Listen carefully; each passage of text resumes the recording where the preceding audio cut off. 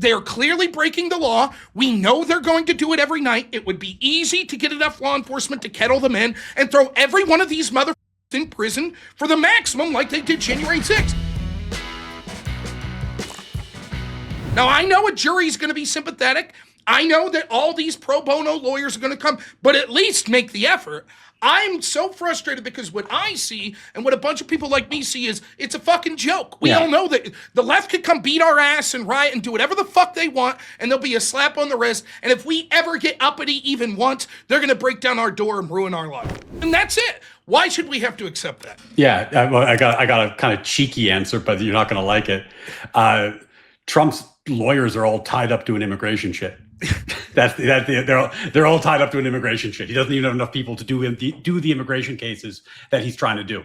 So the answer is he doesn't. I don't think has the manpower to do massive January 6th style prosecution campaigns right now. I think they do have a shortage of legal talent for that. But beyond the practicality, I think that honestly there's a sane middle ground there that I think is worth talking about, because like the thing about January 6th is I think everybody should agree a lot of those prosecutions were symbolic, right? There were like, even if you're going to grant that there are some people there who really should have been prosecuted, then there would also be some people who got prosecuted who were on the lower end of the offensiveness, right?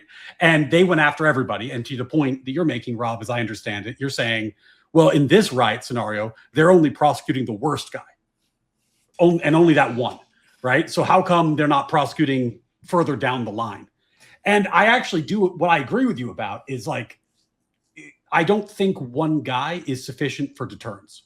It's not enough, right? Now, do I think you need to have like hearings about this? I don't think probably not.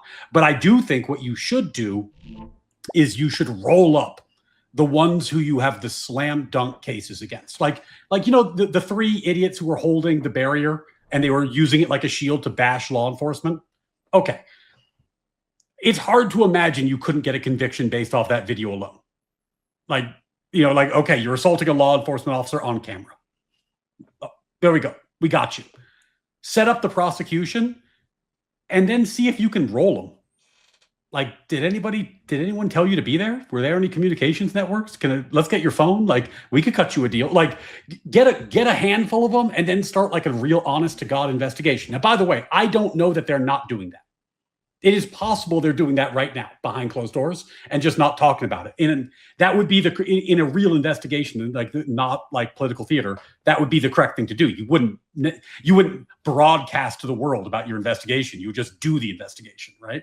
So hopefully they are doing this, and hopefully they actually are looking into this and seeing if there's organizers or ringleaders or networkers. I don't think they need to have public J6 style hearings to accomplish that goal. I will be disappointed. I will agree with you, Rob. Like, if they're not doing anything, if they're twiddling their thumbs and saying like, okay, we're gonna prosecute this one guy and that's it. I don't think that would be sufficient. I think that I agree with what you're suggesting would be better, and it could be happening, right? Like, for example, we heard scuttlebutt about the Telegram channels that were being used in Minneapolis, right? Like, maybe they're still sitting on that, and strategically, if you're doing something like that, it probably takes, I don't know that RICO is the exact framework they would use, but sort of a large network of people that are financing things. Probably takes you a while to button up something like that, right? Yeah. It's not just like, hey, we could look into this Wednesday and by Saturday we could, bring the hammer down. So that could be. What I'll say though is, and you got to set it up, right? Like, you arrest the guy, you charge him with the easy one. You hit a cop. We have it on video. Right. You charge him, and then you start saying, hey, you want to make this go away? You want to do 20 years? We got you on video. You want to do time, or you want to give us something, right? So like they can be doing both at the same time. But sorry, I interrupted you. No. And I think that that's certainly, if that's occurring, I don't know if it is, but if that was occurring, that's certainly better than we've seen the status quo. But I'd like to take a moment to thank today's sponsor, Proton VPN. My audience knows I'm a huge tech boomer, and so I started using Proton VPN to stop with the constant tracking, and it's been a game changer. Proton VPN hides your IP from websites, advertisers, and the government, so you can access the web without being tracked. Proton VPN has a strict no logs policy that's been verified by independent security audits, and it has unlimited bandwidth even on the free option. Click the link in the description to try Proton VPN NordVPN 100% free. It helps the show, and more importantly, it empowers you to take control of your internet privacy. I'm a happy person. And this will make sense in a second. I have a wife, I have a son. I really like my life. I really care about my country. I believe all the things I say on here, but I have the advantage of shutting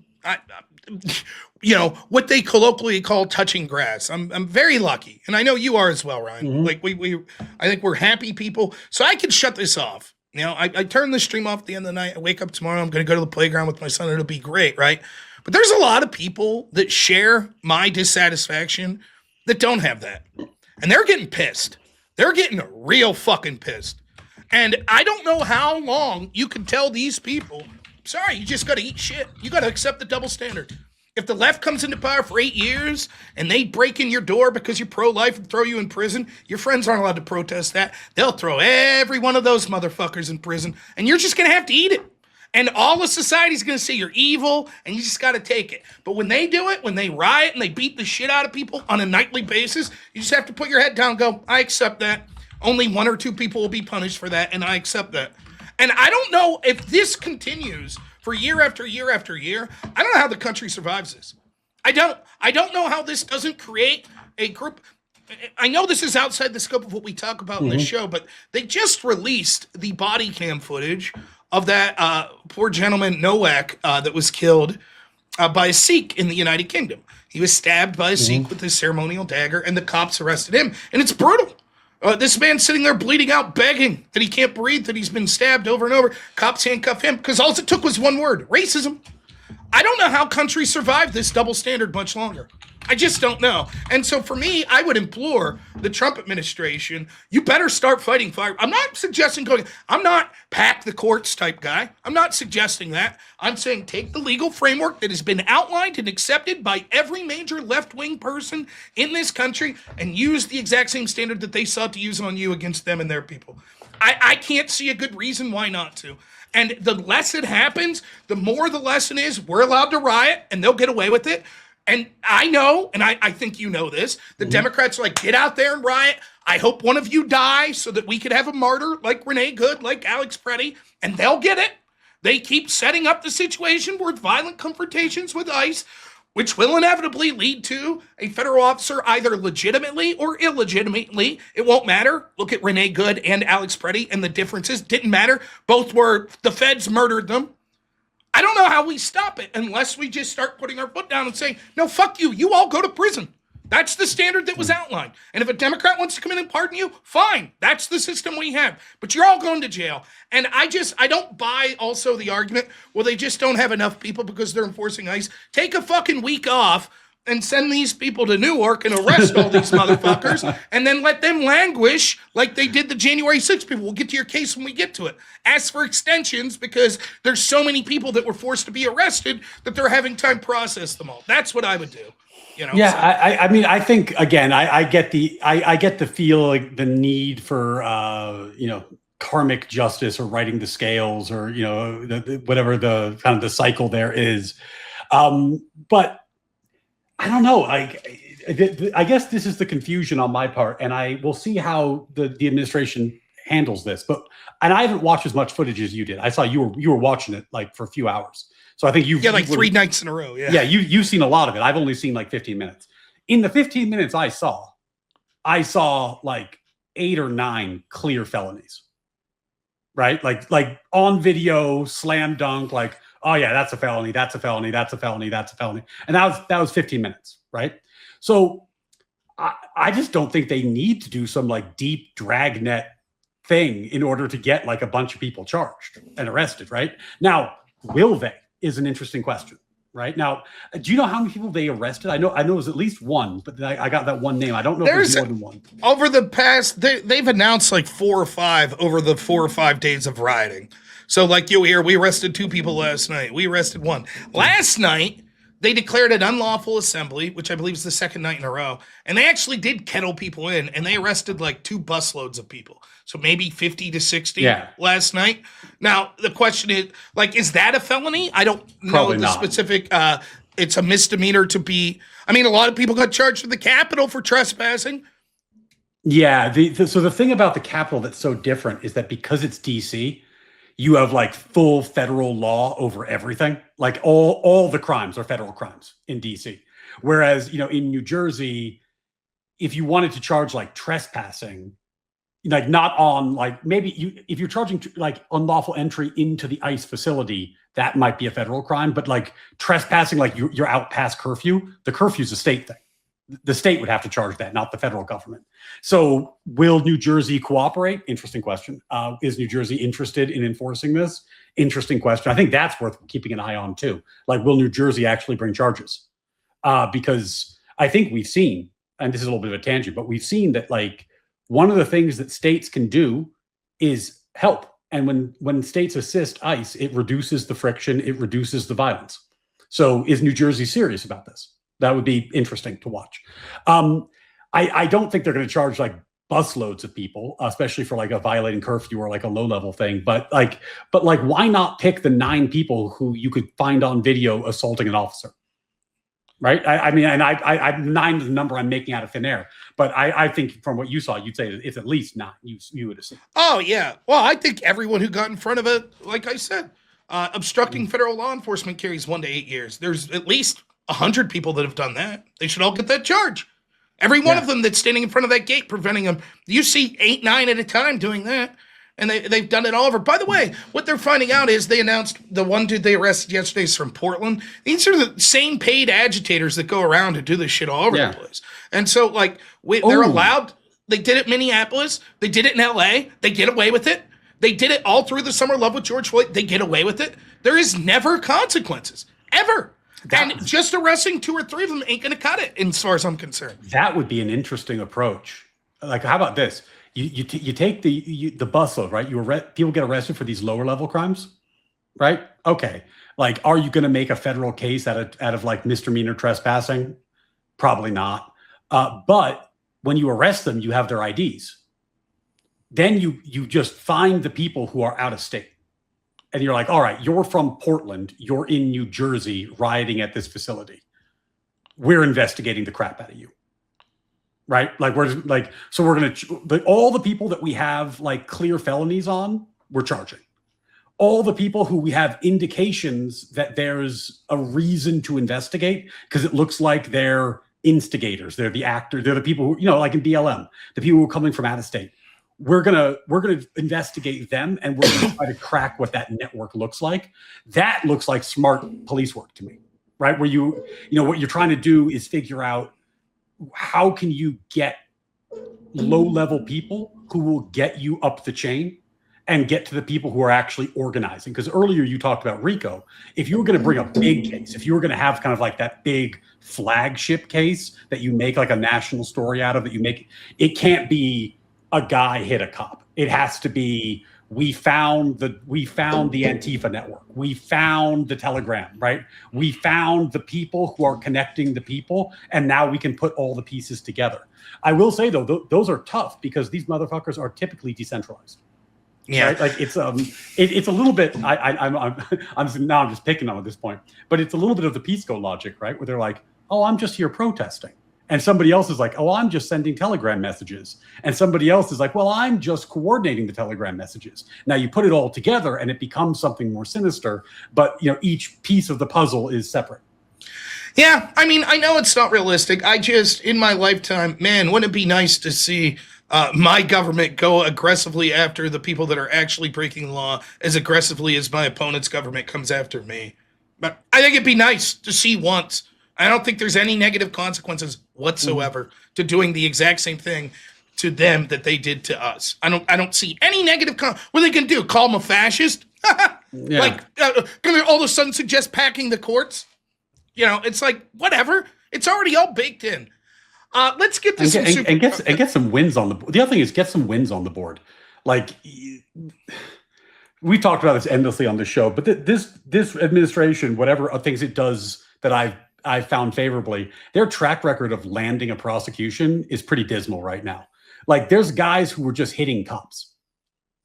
That go win a case. That's a very easy case. Go win that case. Well, I mean, there's guys that throw sandwiches at cops and they're let off the hook.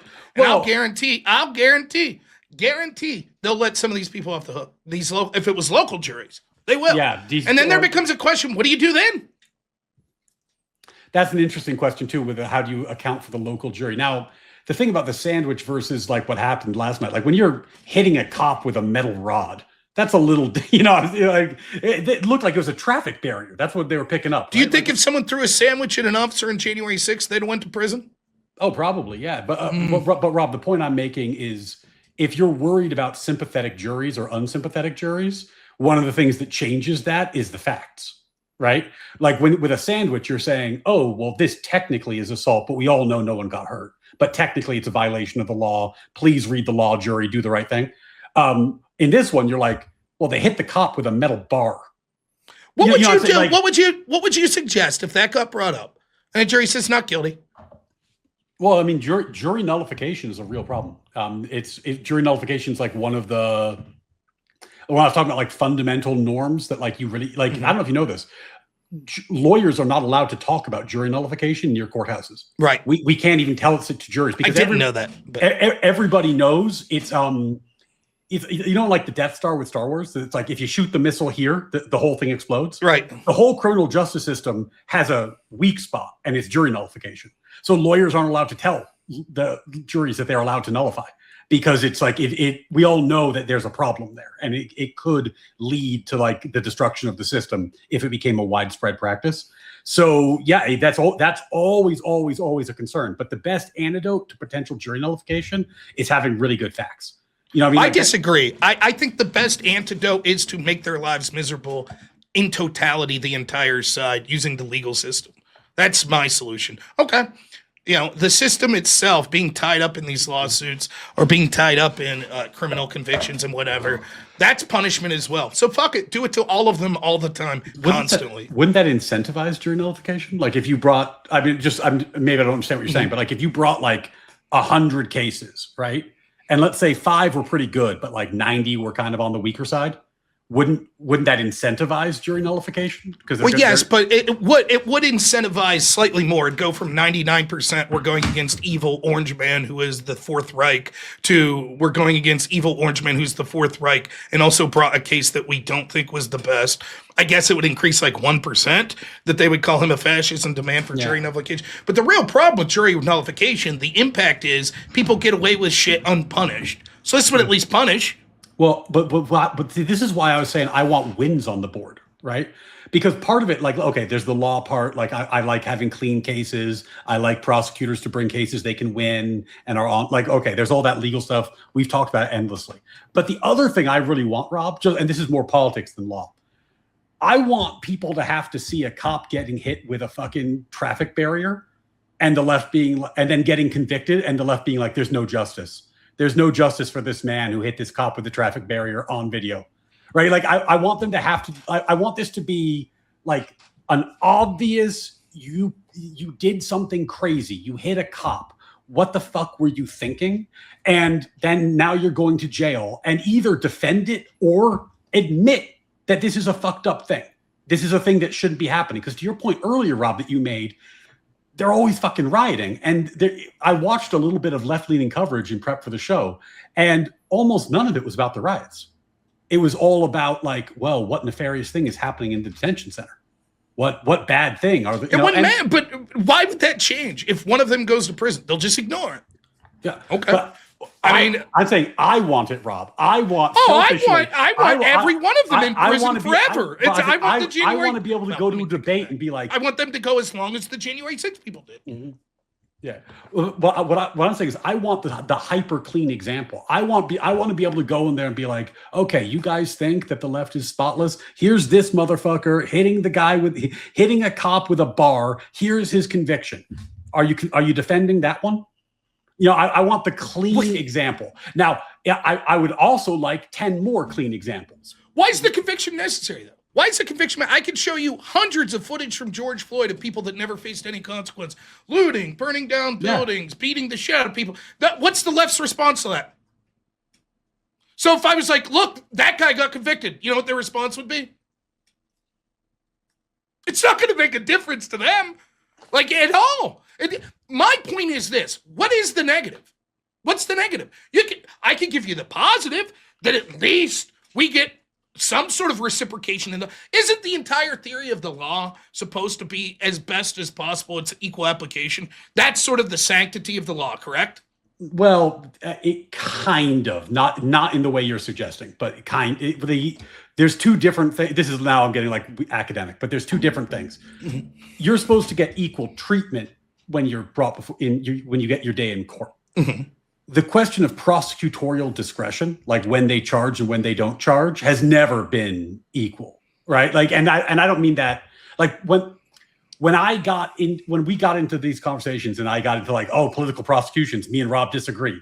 What like one of my central problems with political prosecutions is that I've worked with prosecutors. I know that prosecutors every day have to just like, they get a huge menu of potential cases they could bring, and they plead some out, they let some go, they charge some, right? Like they make decisions, and they make decisions every day. That it's what they do.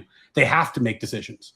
And once you start making those decisions political, you get to the calculus you're describing. And I don't even refute the calculus. I think you're right. Like if you're going to be political, then be political about it. But the problem is the discretion is so fucking endless. You know, like this is the world we get into, because yeah, you could always bring a crime and or not, right? Like I remember there was I was watching one of the people at the journalists at this at the riots recently, and the anchor asked, because they were getting escorted off by the police, and they said like, well, did they escort off any other news people? And it's like, it doesn't matter. The police could escort off one and not the other. They don't have to actually be totally equal in the way they administer the law. There's no requirement that they be totally equal. Well, but then to your point, that becomes very unsatisfying. But no. I disagree as well. Maybe I'm wrong. Mm-hmm. But I believe that we accept prosecutor discretion as a concept because there literally needs to be room within the system to not have a rigidity where the poor lady that stole a loaf of bread to feed her kid is suffering the same consequences as the billionaire that like takes a cup of change from a homeless child, right? Technically the same law being violated in theft, largely, and yet we have a discretion. That discretion shouldn't be things like this. Well, you're black, so we're just allowed to punish you, but if you're white, we'll let you go. You're a man, so we're just allowed to punish you, but if you're a woman, we'll have discretion. You're a Republican, so we're allowed to punish you, but you're a Democrat. So no, I don't accept that it's supposed to be within the concept of law that we say, we just have to accept those things. If all of the cops in the country decide to say, we only give a shit about charging Republicans, we have to accept and say, well, that's the law. We allow for that. There's no concept under the law that Republicans should expect equal treatment as Democrats. That just doesn't, I refuse to accept that. Yeah, well, the reason, what I'm getting at is that there's a norm, right? There's not a law, there's a norm. Because like, let's say you and me robbed a bank, right? And after they were robbing us, we got arrested, and the cops were like, you know what? And the prosecutor's like, the prosecutor like, I just like the cut of Rob's jib. I like his hat. Mm-hmm. Look at that logo. We're just not charging him. There's nothing. There's no violation there. There's no requirement that they charge you and me equally. They should. They ought to. There's a norm. But like it is not the case that prosecutors have to charge every crime. Well, I agree with that. Yeah. I agree, and I understand why. My point is, it's beyond norms. It's the expectation of the philosophy of law, of like the tradition of English common law. And the reason, like, we're all a bunch of fucking madmen running around doing whatever we want, right? Might makes right. And we're like, no, wait a minute. Let's be civilized. Let's come together and we'll appoint certain people that have a monopoly on force, and we'll set forth a code that says this is what's right and this is what's wrong, and we'll have the people with the monopoly on force be able to arrest you, and then we'll be brought in front of learned men that'll be able to sift through this, and you have all these rights. You have the right to a fair trial of your peers. Like English common law. Part included in that is you shouldn't be allowed to have the entire weight of the system bear down on one side because of your political beliefs, and have that entire system be favorable to the other side because of their political beliefs. Yeah. And when you are asking my side, like, look, just be happy if you could get one or two small victories. Now, as soon as the other side gets in power, they're going to bring the fucking hammer down. But just accept that system. And what I'm telling you is, of course, I'm not suggesting anything radical. What I'm saying is it makes the radical nature more likely on this side of things. Because inevitably people are going to be like, that's not a deal that works for us. I'm sorry. And if we're talking about things that ought to happen so that people go back to trusting the system, then the very first thing that ought to happen is trying as best as possible to be reciprocal. And as long as we accept that we're like, that's just not going to happen. And you're right, it's not going to happen. It's not going to happen. There's going to be increased jury nullification when it comes to that side. And for all sorts of reasons, for political reasons, for racial reasons, for religious reasons. One of the problems they see, we had on footage in the United Kingdom, 2 Muslim guys beating the shit out of a female cop at an airport. Guess what happened? Hung jury. Mm-hmm. Now the prosecutors are like, we're not going to bring the case again. On camera, blatantly, you can see it. Now they're going after Nigel Farage for contempt for voicing his being pissed off. Again, British law, who gives a shit? They're all weird. But the point I'm trying to make is it eventually gets to that point where it's just like, well, we're just going to, it's 2-tier system, deal with it. And I don't know how much longer. Just, I don't know about your chat, but I could ask my chat right now. I'll bet 20% of the people are like, I've totally lost faith in the entire legal system. Well, and I have no trust in it whatsoever. This is, it's funny because while this is the one thing we always end up arguing about, we actually agree about the starting premise, which is we should not have political prosecutions, right? And the question is, what now, right? Because what you're basically saying is, and it's funny because this is, Pisco said something at the end of my debate with him, which I think was really revealing, maybe more than he intended to, where he said, like, the Republicans are all barbarians. They're going to do it anyway. Right? That's what he said. And the truth is, what the thing you're right about is that we shouldn't have to feel like that the criminal justice system is going to be weaponized politically against one side and not the other. That's a shitty thing to feel. It's a terrible thing to feel. It does feel like a fundamental betrayal.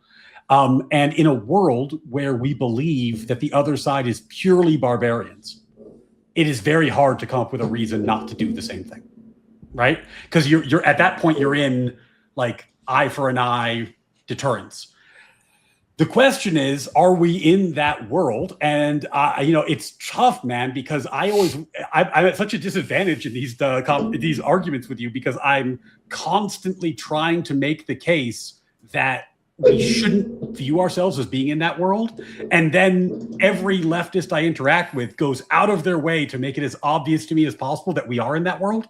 So I'm trying to stand on principle here, but I take your point because if you look at the way that the left has reacted about like this court packing thing, does it seem like they're backing down? Does it seem like they're going to be like, oh, wait, hold on, that's a bridge too far? It doesn't seem that way to me.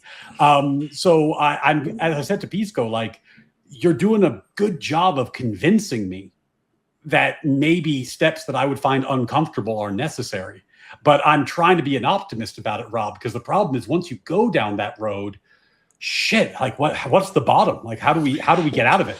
Well, I don't know. For me, it's very similar to, I was in the same position as you 5 years ago in the idea of, quote, cancel culture. Mm-hmm. I'd be like, no, cooler heads will prevail. When we saw like Media Matters, for example, anytime any company would be like, oh, it's a Republican convention. Mm-hmm. Oh, and look, it's, Reebok has a booth set up there. Media Matters would immediately get on it, contact Reebok.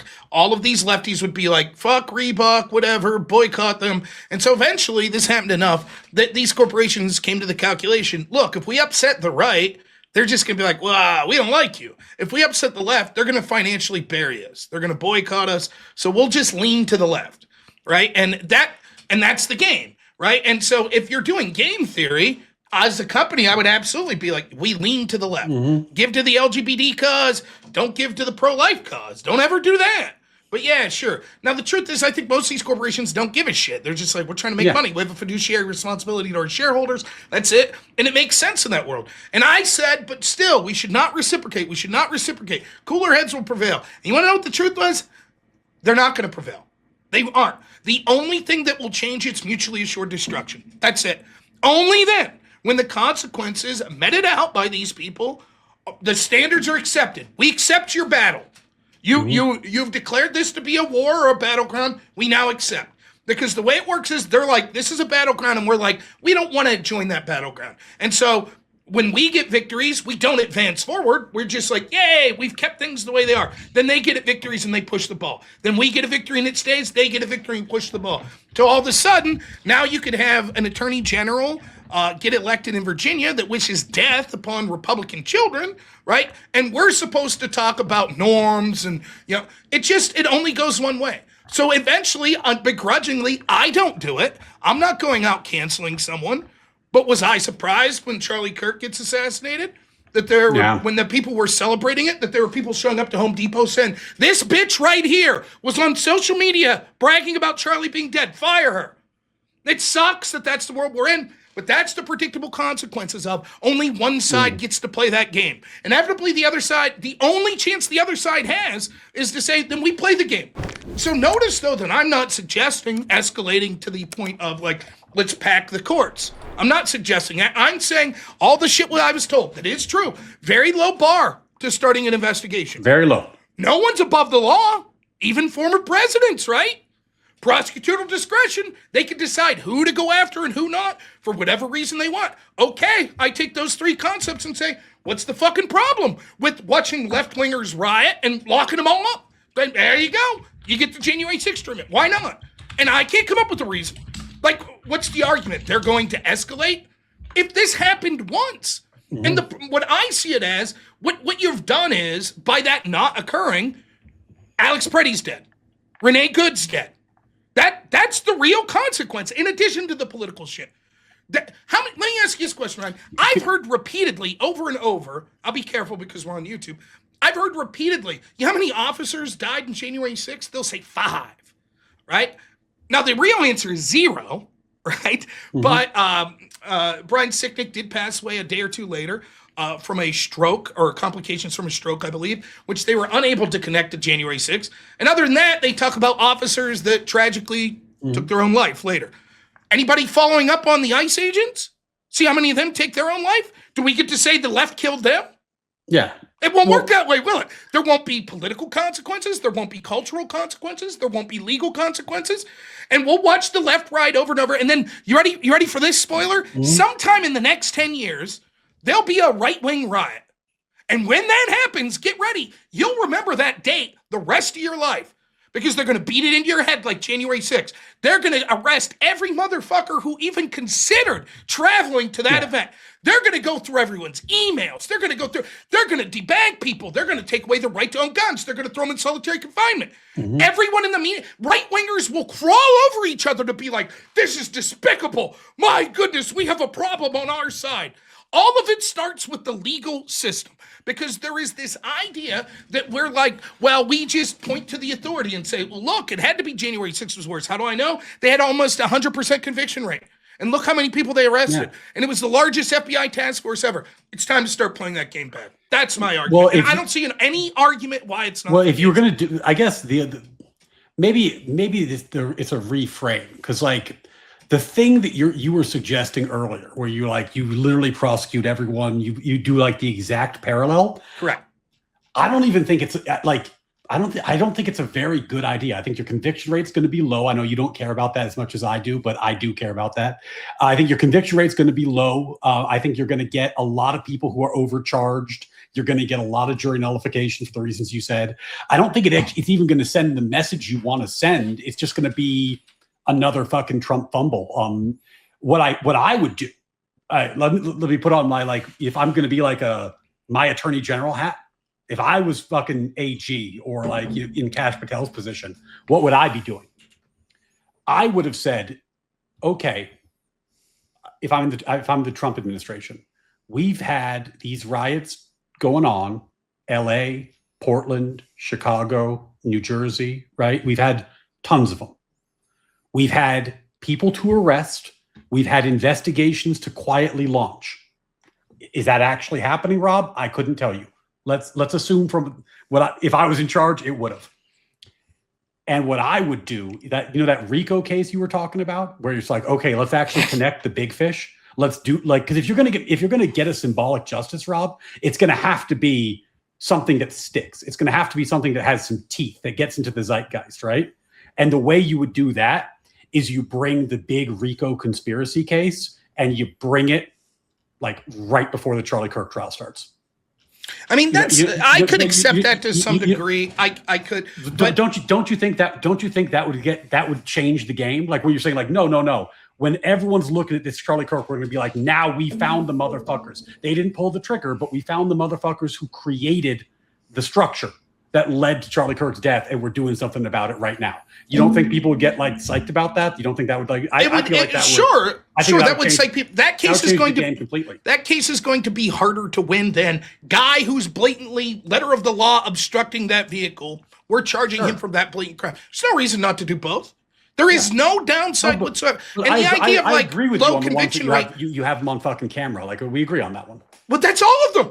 Literally everyone that's there we have on camera. This is unlawful. They're all standing there. They're engaged. If you're engaged with the mob that is throwing tear gas and you're line by line, side by side with these people, kettle them, arrest them. They were throwing tear gas. You're going to jail. The January 6th treatment. Do you have a clip you could put up? We could be like, we could try to count the felonies. Sure. That might be funny. Yeah.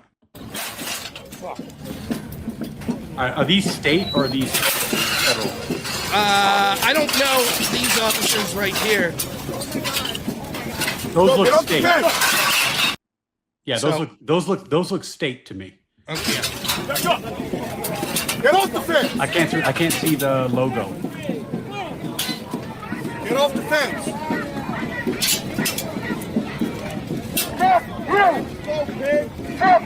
If you push that fence into my face, I will throw you on the ground and rush you. You understand me? So scared. Can you pause? Yeah. Sorry. Do you have a Zoom or no? I just want to see if these guys are state or federal. I can't. I don't. I'm not going to be able to Zoom. I'm an idiot. Oh, okay. Yeah, that's all good. Well, these three. Now, just to be clear, just so you know, everyone who touched a fence and pushed it to law enforcement in January 6th, 100% conviction rate. Well, every single one. I was going to say these three guys who are pushing the fence here, clearly that's a felony. Now, I was trying to figure out if the officers were state or federal because that depends whether it's a state crime or a federal crime, right? But like clearly these three guys are guilty of a felony. Like it's no question. So I mean, and that's just the most recent one I had. Like here's, I don't know if this is any better. It's. Here, we'll do this one real quick. Yeah, you can't like let's assume.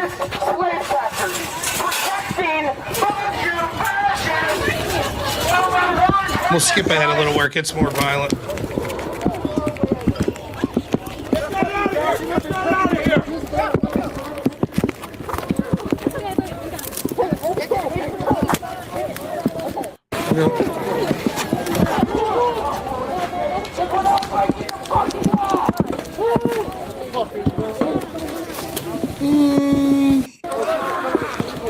Yeah, here I can't tell because I don't see how they're interacting with the fence. Well, when there are munitions being shot at you and you're throwing them back, that's assault. Yeah, that one will count.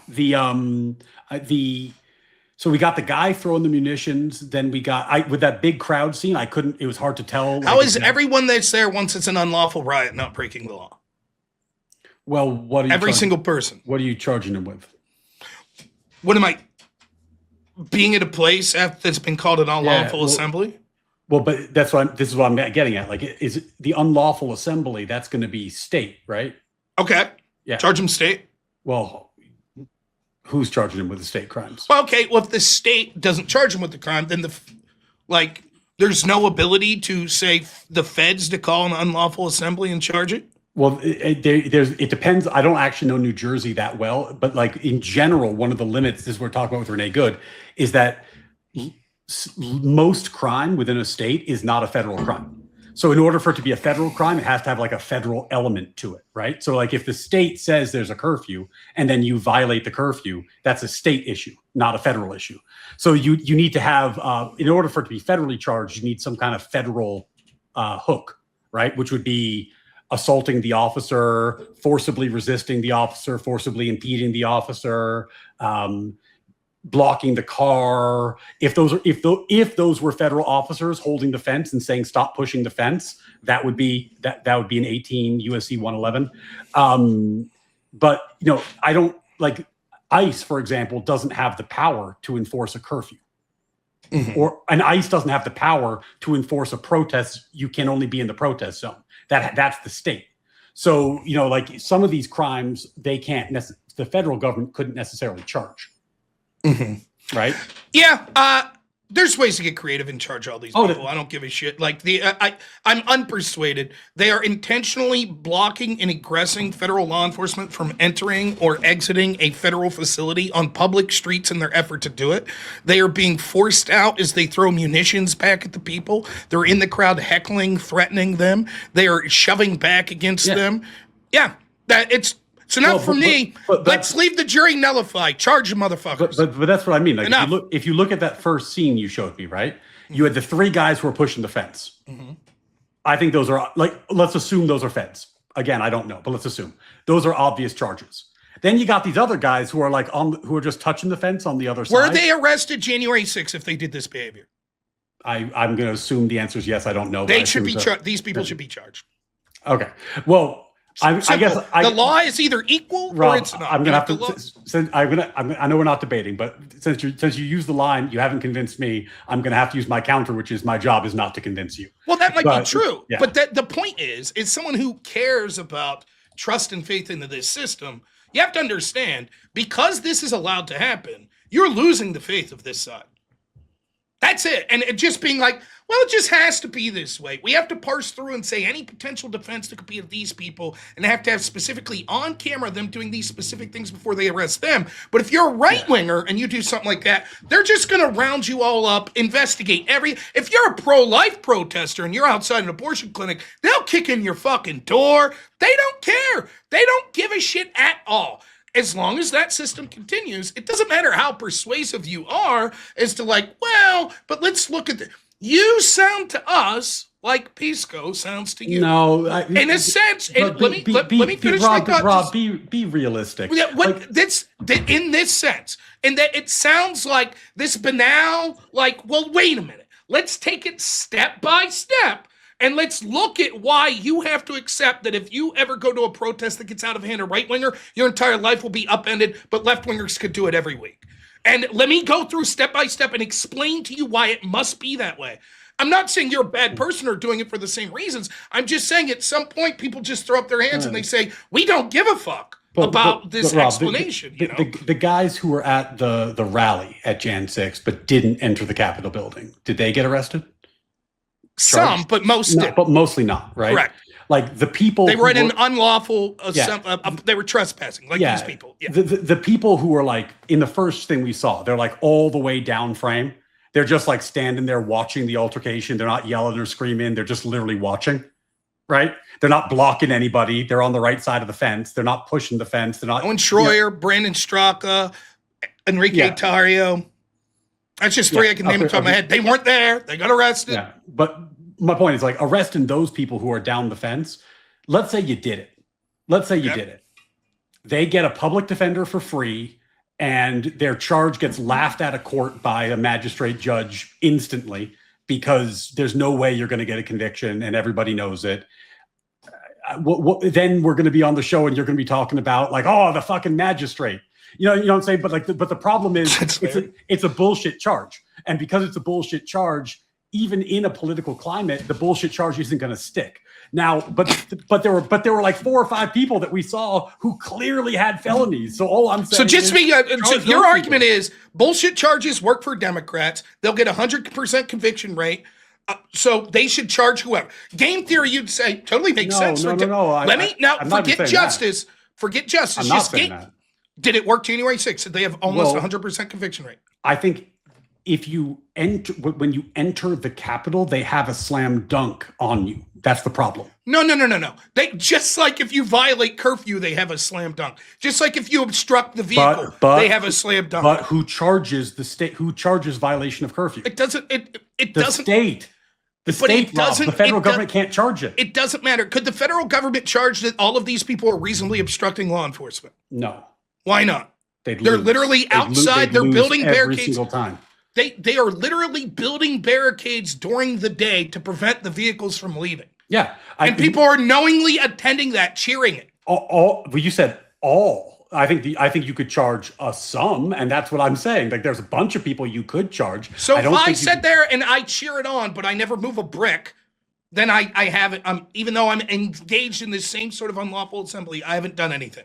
You haven't done an 18 USC 111. No, you didn't forcibly obstruct. I disagree. As a jurist, I would think I didn't. So bring the charge. Let them be found not guilty. You're talking about like a conspiracy type charge, but no. Also obstruction.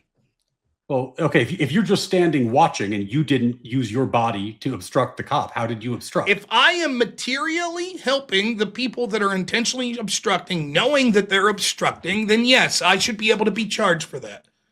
Okay. Any different than if I hand you the rifle for you to shoot one of these officers, could I say, I didn't shoot him?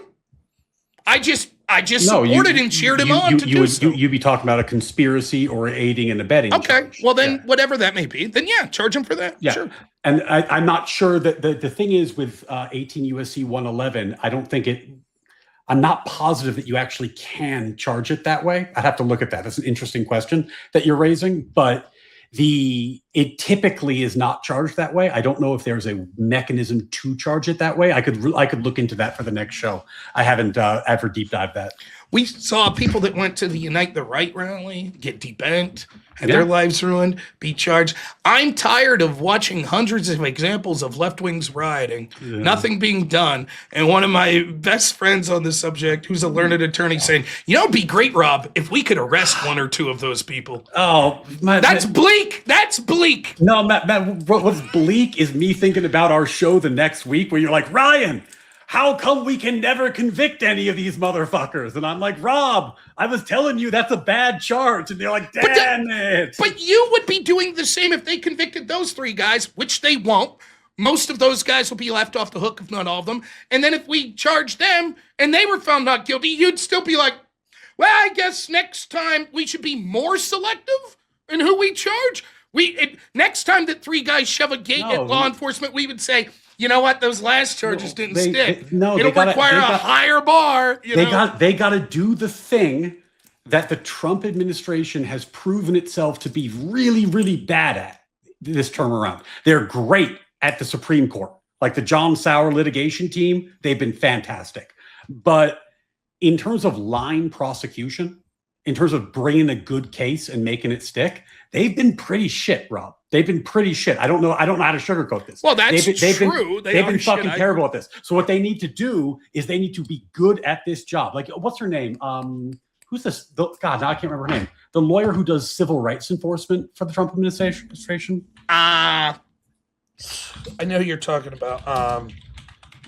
Is it Dillon? Yeah, Harmeet Dillon. Yeah, she's great. Like, she's a very, very competent attorney, right? So what they need is that type of competence on criminal enforcement, generally speaking, because, I think we've had this debate so many times. I think I hear your frustration, and I think the only thing that will make you feel better about this in the long run is having successful prosecutions where you're like, oh shit, we got him.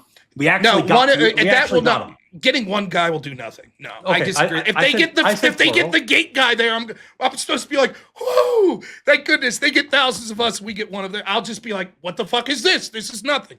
Unless they have something cooking in the books, like you said, where they're actually going at people that are organizing this, which they should. They should. But unless they have that, your strategy of here, we got those three gate guys. That does nothing. I'll be like, are you fucking kidding me? That's what we're expected. We're expected to be like, if we ever go slightly we didn't have to go beyond the line. You know this. You know it's true. How many of these, what was the law we were talking about, the specific one, the FACE Act? How they aggressively go after all the fucking anti-abortion people. And then we have to watch day after day after day after day as people sit outside churches and scream and yell and do all this shit. No one ever gets charged. If they got charged, the sympathetic juries are gonna be like, "What the fuck is this? Who cares?" You yell at people going into a church. You know Richard Hania? Yes. His human capital theory. Yeah. No, I don't. So one of his theories, and I don't think he's wrong about this, is that one of the problems the right has is that it has one of its structural features is that it doesn't tend to attract as many intellectual types for a variety of reasons. And one of the manifestations of that is they just don't seem to have as many really savvy prosecutors. It does not appear to me like they have an army of amazing prosecutors ready to like jump in and prosecute all these cases and get convictions all the time. They keep fucking it up, Rob. And there's an infrastructure issue there for sure, at least in my opinion, from the outside looking in. So I'm hoping that's because they're using these people for, like the A teams being used for something bigger. But it could very well be, and this would be, I think, a doom and gloom take, but it could very well be that they just don't have the fucking manpower to do this right. And that's why they're not. That's the other possibility. And I'm not sure I can rule it out. Well, I'm not going to be able to find this, but I actually saw, it made me think of you. I don't know if I tagged you or not, but it was a chart that I saw, the statistics of professors and students entering law school. Did you see this? It sort of went viral. I'm scrolling to see if I will be able to find this, but it's bleak. It's very bleak, and I don't know that I'll be able to find it here at Recall. But it's now like something like 96% of students and 97% of professors at law schools in the United States, I believe, identify as left wing. Yeah. If that's true, and I don't know that those unless I'm seeing it in front of me, and there could be problems with methodology, etc. But that seems to at least feel somewhat true. It's at least overwhelmingly left-wing. What do we do? Do we just accept that? Like half this country will have almost zero representation in the legal system in the next generation? Well, and then that's a massive problem, right? Well, this is, one of the themes of the show, right? Is it's not enough to root out bad institutions or corruption or other these problems. There has to be a rebuilding that's done around. Yeah. So this was from, I don't know who. This is my experience of law school for sure. This is what my law school is like. So yeah, I mean, anecdotally, this looks right. I mean, even if you look at bad enough in 1990, it's 60% of the students were left leaning and 70% of the professors. Right now we're at it looks like 96% of professors, 94% of students. Yeah. Now, it's enough to be I sympathize with the idea of yes, of course, and it's certainly true. Mm-hmm. We have to do something to change that. We do. But what do you say in the immediacy? What do I tell my son? My son's generation of lawyers are going to be 97% left-wingers.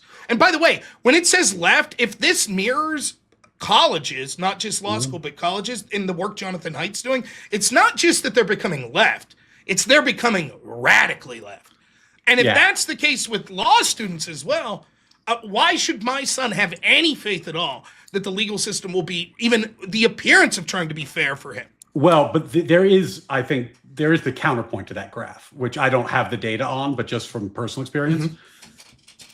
If you're a student, you're younger, and you tend to be more likely to be left. Not 90%, that's an aberration, but historically more likely to be left. And if you're a professor, you're more likely to be left. But if you're a lawyer who's out in the world making money, winning cases, running a business, those tended to be more right-leaning people, right? Well, but you disprove that. It's an interesting theory. The profession was not always super left-leaning, even if the institutions were, but that might be changing. I'm not ruling that out because 90% is different than 60%. But right? Even there's a big difference there. Even your theory there, you already poke holes in by your previous statement, which is maybe there just aren't prosecutors to do this. So even you're acknowledging that it could quite well be that they just don't exist. It's possible. It is possible. And then when you factor on that, the treatment Eastman's getting and the treatment that so many of other Trump's attorneys, attorney-client privilege pierced, all of them being looked at for criminal charges, etc., the lesson's quite stark that's being put out there on the apprehension of law enforcement, etc. Left gets treated with kid gloves, right gets treated as hard as possible. When it comes to both prosecutors and defense, overwhelmingly a left-wing bias. When it comes to the judges, overwhelmingly a left-wing bias. When it comes to the jury polls in almost every one of these cities, overwhelmingly a left-wing bias. And so at some point, I do sympathize because I do think that I vacillate from sort of being look, I just want something done and like a statement to be out there that's like, fuck you, we're not doing this anymore. But then I'm like, I hear what you're saying, like, but you need real world wins. It can't just be all symbolic. It has to be something that there could be teeth behind. So I'm in those two worlds. I'm trying to listen to it, right? And I'm sort of playing a little bit of devil's advocate here with you, but like it does become bleak where it's like, I don't know that there is hope.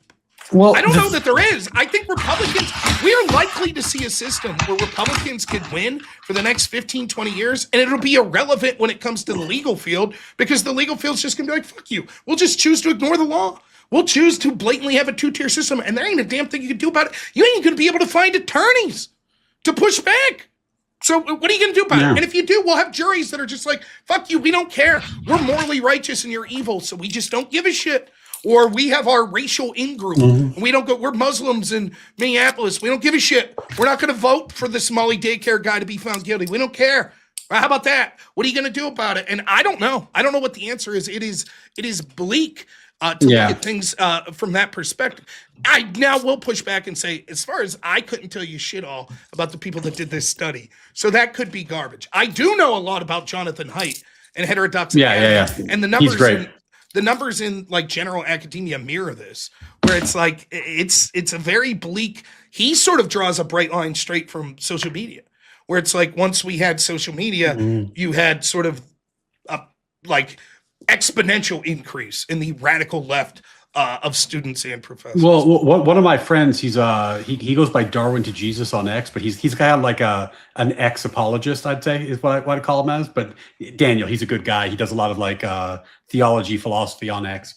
He made this point once when we were talking about like morality, and when you talk about like Christian ethics or objective morality, this sort of thing, he was saying like, how do you have a legal system with people who don't believe that law has an objective meaning we could find? If they think it's just like they're entitled to make it up, like what are you supposed to do about that? And it's actually not a small problem, because what's the meta critique of like living constitutionalism? That you're just making it up, and they're like, yeah, we are just making it up. That's the point. And you're like, oh shit, you don't even agree that's a problem. Oh, now this is a more fundamental issue. So yeah, I do think there's a problem there, but I think the only way to ever combat that is to have like for example, like have the exemplar where it's like, we've been hearing about like Antifa forever, right? We've been hearing about these Telegram signal chats forever, about the agitators coming in from out of states, the funding, where's the funding coming from, right? Fucking prove it. You know what I'm saying? Like, prove it. You put the evidence on the table and prove it. You have the whole power of the federal government. Prove it. Because that's the only thing I could think of that would be a needle mover there, where we could say like, actually, no, look at this. This shit actually happened. Like then you can go on Brian Shapiro's show and be like, hey, Brian, you were talking about you need a conviction. I got a conviction. Let's talk about it. He'll say, Rob, show me your penis. That's what he'll say. It'll be I think in the meanwhile, we will get to the audience questions right here, or super chats, but the last thing I'll say on this is the tragic, it's not just a political thing. The tragic, I'm going to go out on a limb here. You ready? Someone's going to die before the election. One of these anti-ICE protests is going to die. And that's it. And I do think that you could hang that on Republicans in the Trump administration. I think that it is fair to say that in the opposite way of what the Democrats were, because they would not make the decisions that are difficult that I'm suggesting, because they allow this to occur night after night, because they won't do something, because they're either approaching nothing or they're approaching your theory. And both of those theories mean that someone else is going to die, because there is no disincentive whatsoever for these people to continue to do this over and over and over and over while we wait for some sort of RICO case to maybe materialize 6 months in the future. And so if you want to save these lives, what you do is lock these motherfucking people up.